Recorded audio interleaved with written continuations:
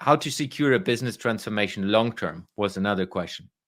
I always say it's based on the three success pillars I use all the time. So the three success pillars of every organization is leadership. Leadership is number one critical point. Everyone focuses on business, and I understand that because that's the obvious one, but I think everyone should focus on leadership first. And leadership for me is, how do you lead yourself? Are you in tune with yourself as the manager of the organization, the CEO of the organization, the founder, wherever you are in the leadership positions and the management positions inside an organization? Are you in tune with yourself? Do you believe in yourself? Are you up to date with yourself? Are you healthy? All these topics play a role before you are able and capable of leading others properly.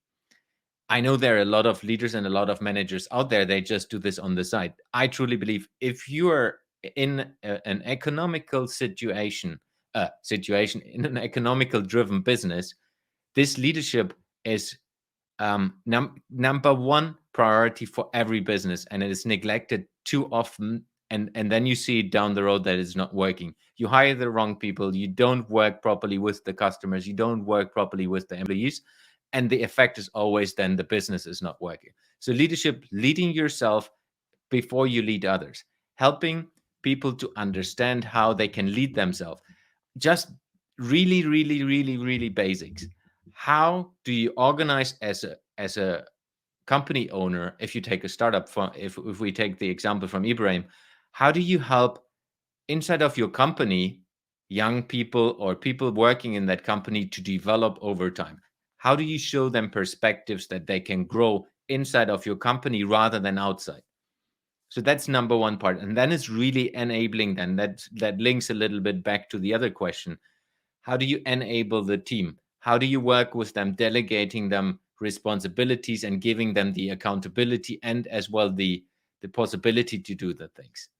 How do you work together with your clients? How do you work together with your partners? How do you work together with your customers?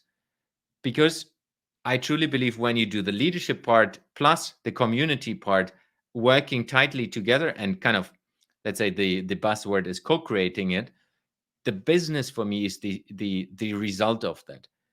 Specifically, when you look into transformations, there's often, let's take another buzzword as digital transformation. Digital transformation is a very technical term. You look into an organization that is transforming first maybe the offline process into a digital world, but I think that's just the first level of transformation. You need to then go to the next level and truly transform, which is, how do you use this insight in a digital way to transform the business?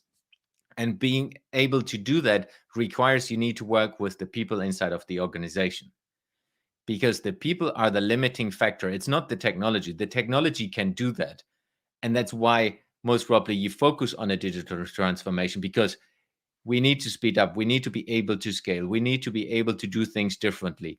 Focusing on the digital transformation without the people part or neglecting the people part, which is happening a lot. I see this day in, day out.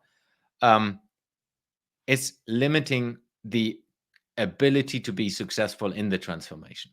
So it's really about leadership, community, and then the business. Then you go deeper into, how do we do this technology wise? How do we do this from a process level? How do we do this in more details?